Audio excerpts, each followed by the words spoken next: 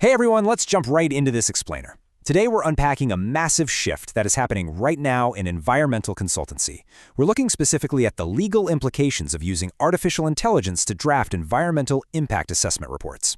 If you're a QCI-NABET consultant drafting these EIA reports, you already know the pressure, right? Timelines are shrinking, data requirements are absolutely exploding, and transitioning from manual field data to AI-generated models feels like the perfect solution. I mean, AI can do the work of a dozen analysts literally in seconds. But here is the multi-million-dollar question. What happens when the machine gets it wrong? Who is legally on the hook when an algorithmic error stalls a massive infrastructure project? Well, today, we're going to build a legally defensible framework to protect you and your firm. Here's our agenda for today. 1. AI and environmental planning. 2. The professional indemnity threat. 3. The blind reliance trap. 4. NGT and legal defensibility. And finally, 5. The consultant's AI playbook. All right, let's kick things off with Section 1, AI in Environmental Planning, and the digital transformation of EIA. So, we are rapidly moving away from those traditional paper-heavy setups.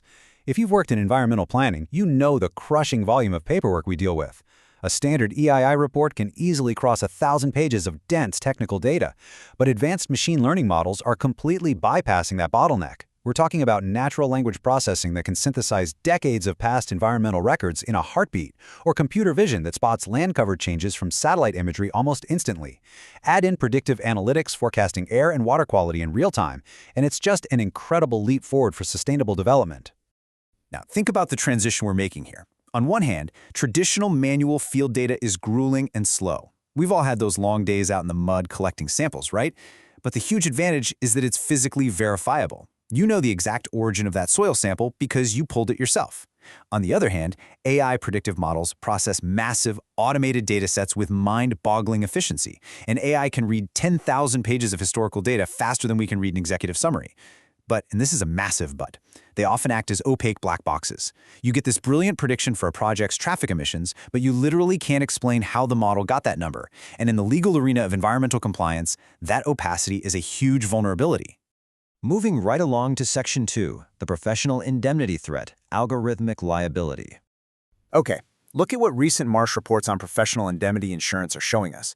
We are seeing a skyrocketing trend across the board. Claim volumes, the financial size of those claims, and case complexities are all surging. And a major driver of this, tech negligence and contractual breaches. Let's think about the real-world fallout for a second. Let's say your firm uses an AI tool and it hallucinates a data point, completely missing a critical habitat constraint. You submit that flawed report and boom, the project is delayed by months or just outright rejected. The client is immediately going to look to recoup millions in lost revenue, exposing your firm to severe financial and reputational damage. Remember, the algorithm doesn't carry the insurance policy, you do. Which brings us to Section 3, the blind reliance trap, or outsourcing your independent judgment.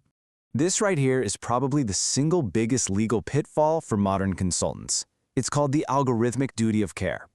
Under Section 166(3) of the Companies Act, a consultant or director has to exercise independent judgment. That means you legally cannot just outsource your reasoning to a machine.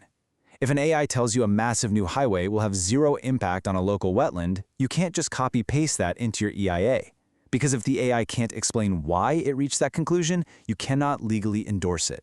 You literally cannot cross-examine an algorithm in a boardroom or a courtroom. You have to understand the underlying data. Let's look at Section 4, NGT and legal defensibility, and how we prepare for tribunal scrutiny. So how do we survive the incredibly strict verification requirements of the National Green Tribunal? The NGT operates on what's called the hard look doctrine. They don't just want your final answer, they want to see the math. That means we have to embrace XAI, or explainable AI. This is the exact opposite of a black box model. If an AI hallucinates a regulatory threshold or holds some hidden bias that downplays an environmental risk, the human consultant is the one who gets in trouble. Explainable AI ensures that the logic path, the actual reason behind, say, a predicted drop in air quality, can be easily interpreted and fiercely defended by a human professional in front of a judge. 500 crore rupees. Just let that number sink in for a moment.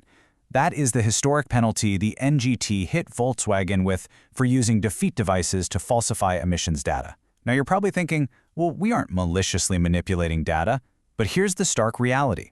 To the tribunal, relying on an opaque AI model that alters environmental baselines without explainability, it's functionally indistinguishable from a physical defeat device.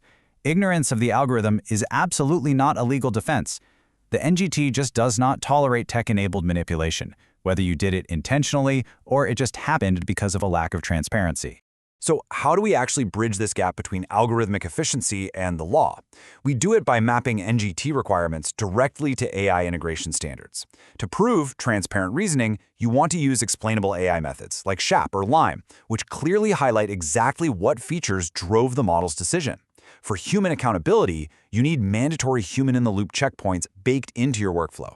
And for authenticity and integrity, you absolutely must maintain strict immutable audit trails and capture full data provenance.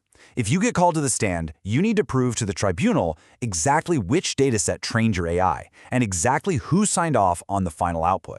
Finally, Section 5, the Consultant's AI Playbook, building a legally defensible framework. Here is your actionable, step-by-step checklist to safely use AI in your daily workflow. Step 1, establish your scope. Document exactly what the AI will and, more importantly, will not do for the project. Step 2, track provenance. Record the exact sources, timestamps, and licenses for every piece of input data. Step 3, enforce human review. Make it mandatory that named, qualified professionals physically review and sign off on major AI outputs. And Step 4, maintain an immutable administrative record that archives your prompts, system messages, and citations. Doing this transforms you from just a passive user clicking buttons into a true data reconciliation officer. So I'll leave every environmental professional with this absolutely critical question to ponder. In the age of AI, are you truly authoring your EIA report, or are you just a bystander to an algorithm? Your professional indemnity and the legal defensibility of your projects depend entirely on knowing that answer. If you found this breakdown helpful, please subscribe, like, and share the channel for more like videos. See you next time.